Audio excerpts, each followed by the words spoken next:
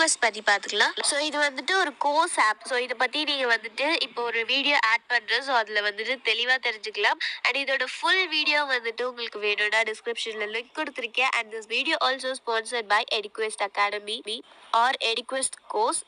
The struggle to find courses that truly speak your language, it's finally over. Welcome to EduQuest, where learning is made just for you. At EduQuest, we bring you a wide range of online courses, from career building programs to skill boosting masterclasses, all in your regional language. Because we believe language should never be a barrier to success. Our courses are tailor made after understanding what today's learners really need. So why wait? Start learning the smarter, simpler way only with EduQuest. Visit eduquest.courses and explore your next course today. And hey, don't miss out on our exciting offers and promotions. இன்னைக்கு நம்ம பார்க்க போறது evening சுட சுட tea கூட சேர்த்து சாப்பிடுற மாதிரியான ஒரு ஈஸியான ஈவினிங் ஸ்நாக் ரெசிபி. ஒரு கப் அவல் இருந்தா நினைச்ச உடனே சட்டுன்னு ஒரு 10 நிமிஷத்துலயே நீங்க இதை செஞ்சு முடிச்சிடலாம். நல்லா முறுமுறுன்னு கிறிஸ்பியா டீ கூட சேர்த்து சாப்பிட்றதுக்கு ரொம்பவே நல்லா இருக்கும். முதல்ல ஒரு பாத்திரத்துல ஒரு கப் அவல் எடுத்துக்கோங்க. நான் இன்னைக்கு கொஞ்சம் மெல்லிசான அவல் எடுத்திருக்கேன். இப்ப இந்த அவலை ஒரு முறை தண்ணி சேர்த்து நல்லா கழுவிட்டு தண்ணிய வடிகட்டி எடுத்துட்டு வந்தாச்சு. இது மெல்லிசான அவல்ன்றதுனால தண்ணி கழுவின ஈரப்பதத்திலேயே இது கொஞ்சம் நல்லா ஊறி வந்திருக்கு. ஒருவேளை கொஞ்சம் கெட்டியான அவல் எடுத்தீங்கன்னா கொஞ்சமா தண்ணி சேர்த்து ஒரு 5-10 நிமிஷம் ஊற விட்டு தண்ணிய சுத்தமா வடிகட்டி அதுக்கப்புறமா எடுத்துக்கோங்க.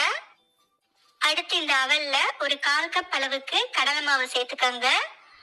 ஒரு 2 டேபிள் ஸ்பூன் அளவுக்கு அரிசி மாவு, ஒரு 1/2 ஸ்பூன் தனி மிளகாய் தூள், ஒரு 1/4 ஸ்பூன் அளவுக்கு தனியா தூள், இன்னும் ஒரு 1/4 ஸ்பூன் அளவுக்கு சீரகம் சேர்த்துக்கோங்க. அடுத்து தேவையான அளவு உப்பு சேர்த்துக்கலாம். ஒரு சின்ன வெங்காயத்தை பொடியா நறுக்கி சேர்த்துக்கோங்க. கூடவே கொஞ்சமா நறுக்கிய கருவேப்பிலை, 2 பச்சை மிளகாய பொடி பொடியா நறுக்கி சேர்த்துக்கோங்க. அடுத்து பொடியா நறுக்கிய கருவேப்பிலை ஒரு 2 டேபிள் ஸ்பூன் அளவுக்கு சேர்த்துக்கோங்க. ஒரு 1/2 ஸ்பூன் இஞ்சி பூண்டு விழுது சேர்த்துக்கோங்க. விழுதுக்கு பதிலா பொடியாய் நறுக்கிய இஞ்சி பூண்டு கூட நீங்க சேர்த்துக்கலாம்.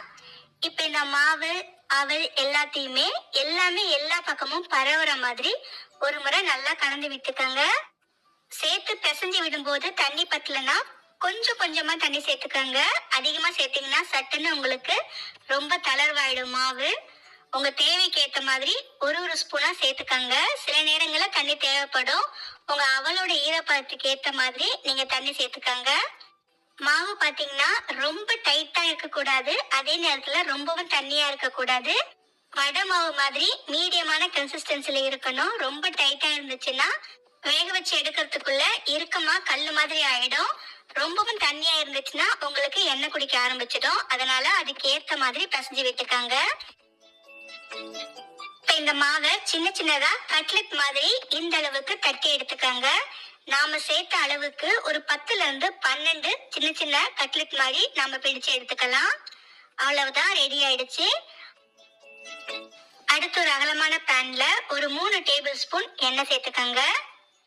எண்ணெய் லேசா சூடானதும் நாம தட்டி வச்ச வடைகளை இப்ப இதுல சேர்த்துக்கலாம். இதுக்கு பதிலா பேன்ல எண்ணெய் சேர்த்து வடை மாதிரி கூட நீங்க பொரிச்சு எடுத்துக்கலாம். ஆனா இந்த மாதிரி சேர்க்கும் போது நமக்கு அதிகமா எண்ணெய் தேவைப்படாது. எண்ணெயில போட்டு பொரிச்சு எடுக்காம இந்த மாதிரி செஞ்சு சாப்பிடும் போது உடம்புக்குமே ரொம்ப நல்லது. குழந்தைங்கள இருந்து பெரியவங்க வரைக்கும் யார் வேணாலும் சாப்பிடலாம். இப்ப பாத்தீங்கன்னா அடுப்பை மீடியம் லோ ஃப்ளேம்ல வச்சு வேக விடுங்க. ஒரு பக்கம் லேசா செவக்க ஆரம்பிச்சதும் அடுத்த பக்கம் திருப்பி விட்டுக்காங்க. 2 பக்கமும் திருப்பி விட்டு மீடியம் ஃப்ளேம்ல வச்சு வேக விடுங்க. இது கொஞ்சம் வெந்து செவந்து வரத்துக்கு கொஞ்சம் டைம் எடுக்கும். கொஞ்ச நேரத்திலே பாத்தீங்கன்னா 2 பக்கமும் இந்த அளவுக்கு நல்லா செவந்து மேல நல்லா கிறிஸ்பியா நிறமாறி வந்திருக்கு. இந்த அளவுக்கு 2 பக்கமும் நல்லா செவந்து கிறிஸ்பியா வந்ததும் இப்ப நாம இதை வெளியே எடுத்துடலாம். அவ்வளவுதான்.